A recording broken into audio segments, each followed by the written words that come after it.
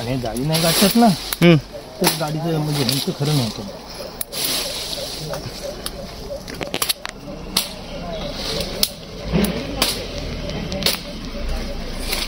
चला एवढं तोडायची गरज नाही, आपण जा. काटेर आहे ना आणि हे खाली गटार आहे.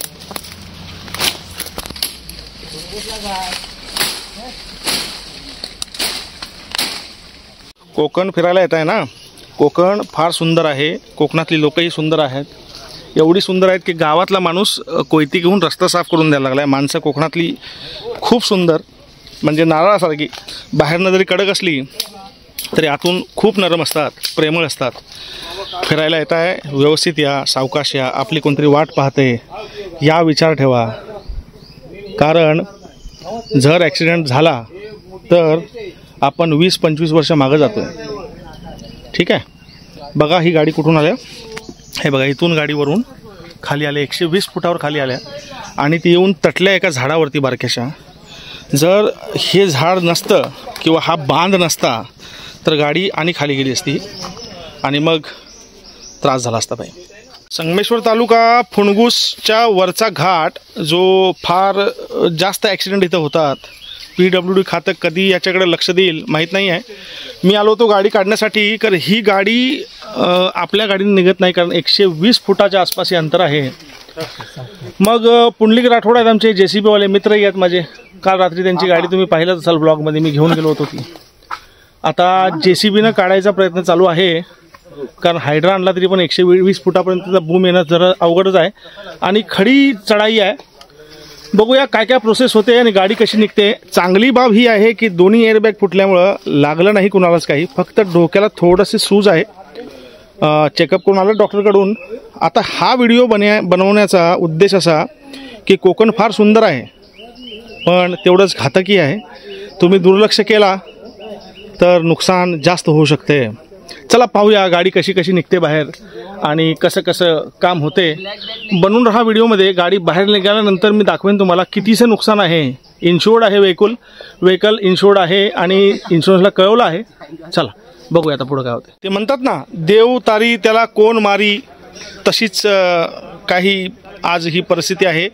काही लागलेलं नाही आहे कोणाला. गाडी पूर्ण स्पीडनं खाली आल्या. याच्या खाली आणि दरी आहे. छोट्याशा दगडावरती, झाडांच्या मुळांवरती गाडी थांबल्या. लोकांनी लगेच, फुणगुसची माणसं तशी फार मदतीसाठी तत्पर असतात, लगेच बाहेर आलीत. त्यांनी गाडीतनी माणसं काढलीत. संगमेश्वरला डॉक्टर भिंगारेंच्याकडे दाखवून आणलीत. सगळी ओके आहेत. चला आता JCBनं काढायची सुरुवात होते. आपण सगळं रेकॉर्ड करूया, कारण कोकणात काय काय होते तुमच्यापर्यंत पोहोचलंच पाहिजे. निसर्ग फक्त दुरून पाहायलाच आवडतो का डोळ्यानं हिरवळ दिसली की तुम्हाला बरं वाटतं? जंगल कशाला म्हणतात? पाहिला की इथून तिकडं तुम्ही आरपार जाऊ शकत नाही. इथं सापही असू शकतात, इथं श्वापदही असू शकतात, इथं डास तर भरपूर आहेत. आणि आपलं काम बघा कसं आहे. आपण असं काम करतोय, पर्यटकांच्या गाड्या काढतोय. बघा पूर्ण व्हिडिओ आणि मग आपण त्याच्यावरती मत माझं मांडेन आणि तुमची ऐकेन. मला फार हसू येते भाई. कसं आहे माहिती काय, कोणाचा काही विषय नसतो. ही थांबणारी जी बगी असतात ना, एकेकांचे सल्ले असे खतरनाक असतात. आता एकटा लहान मला म्हटला इथनं मोठी क्रेन लावा अशी वरनं आणि अशी त्याचा बूम येईल म्हटला. अरे बाबा बूम येईल तर ही झाडं काय करणार? ही सगळी झाडं तोडणार? तसं नसते. कितपत लोकांचं ऐकायचं आपण ठरवायचं असते. मी एकटाच थांबलो इथं ही गाडी काढायला. मच्छर तर तुफान चावा लागल्यात, पण ही गाडी काढून त्यांना मार्गस्थ केलंच पाहिजे. त्यांना काळजी गाडीची जास्त आहे. इन्शुर्ड आहे व्हेकल. चला गाडी काढूया आता. चला पहिला प्रयत्न गाडी बाहेर खेचायचा. बघूया कितपत यशस्वी होतो. कारण अंतर खूप लांब आहे. JCBनं 10-10 फुटच ते निघणार आहे. आणि महत्त्वाचा प्रश्न असा आहे की गाडीमध्ये थांबणार कशी. चला पाहूया.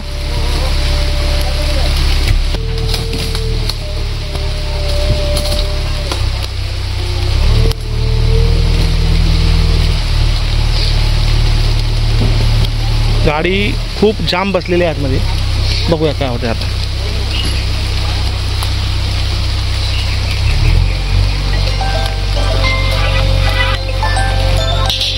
चला गाडी हललेली आहे.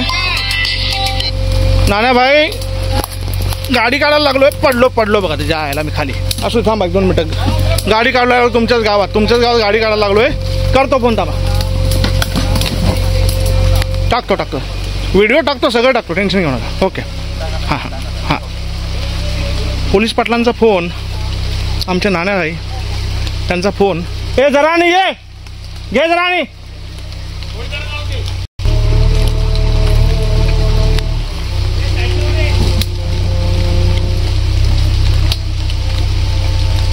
फार नशीब दैव बलवत्तर म्हणून यांना काही लागलं नाही, नाहीतर हे खूप मोठा दणका होता.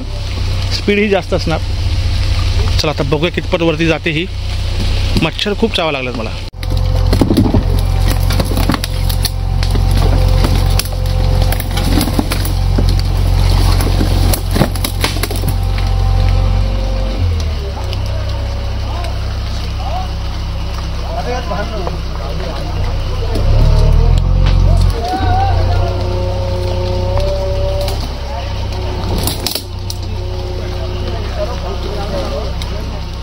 आता गाडी चालली रस्त्यावर आणि मी अडकलो जंगलात.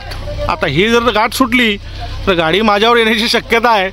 आपण शानपण करूया, आपण सरळ वर जाऊया. हे बघा असं गाडी मागं सोडतोय हा.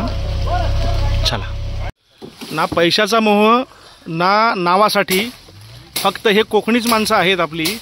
बघा स्वतःची कोयती घेऊन माणूस रस्ता करतोय. म्हणून म्हणलं ना कोकणातली माणसं नारळासारखी आहेत. बाहेरनं एकदम कडक, आतून कसे मामा? नरम. हा एकदम नरम.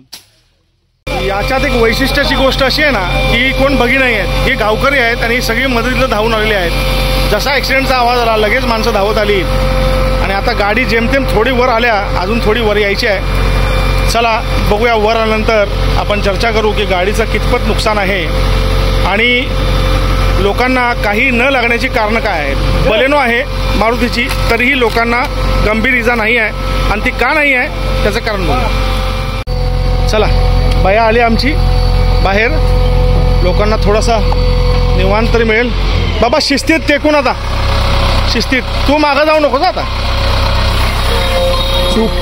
पोरगा हुशार आहे, सांगायची जास्त गरज नाही आहे. चल बघूया आता कसं करतं हे. मागं सोडू नकोस.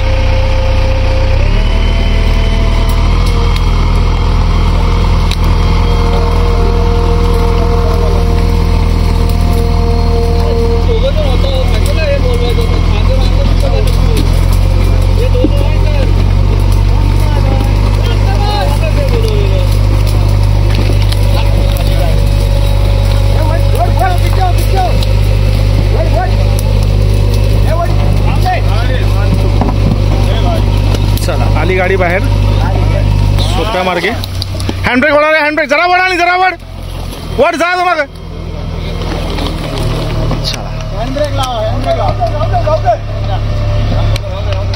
ए असं करतात. हँडब्रेक वाढ, दरवाजा जास्त उघडू नको. कशी झाली असली तरी ती लोकांची संपत्तीच आहे आणि तिचा आपण आदर केलाच पाहिजे. चला आता हिला उचलून आपण रत्नागिरीला सोडूया. गाडी काढून आणल्या आहे आपल्या गॅरेजला. आता इथून त्यांच्या 2 गाड्या आहेत, ती 10 लोक आहेत. आता 5 जण जातील बसने किंवा ट्रेननं. 2 पर्याय समोर त्यांच्या ठेवलेले आहेत. एक तर टो करून गाडी मीरा रोडला घेऊन जाणे, त्याचा रेट रत्नागिरीतून आला 26,000 रुपये, चिपळूणमधून आला 23,000 रुपये असो. आणि गाडी मी स्टार्ट केली इथं आणल्यानंतर.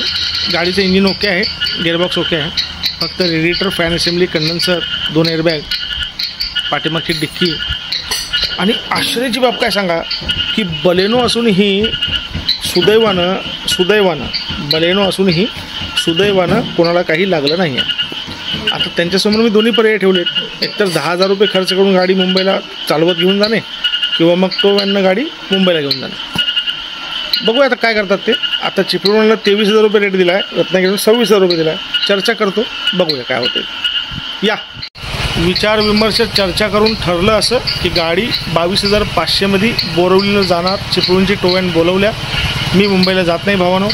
आता ते जातील बाकी सगळे ट्रेनने आणि त्यांची गाडी जाईल टोईंग व्हॅनने. चला असेच व्हिडिओ पाहण्यासाठी आणि माहितीपूर्ण व्हिडिओ पाहण्यासाठी आणि काहीतरी शिकण्यासाठी व्हिडिओज आवडले तर नक्की सबस्क्राईब करा, लाईक करा, फॉलो करा.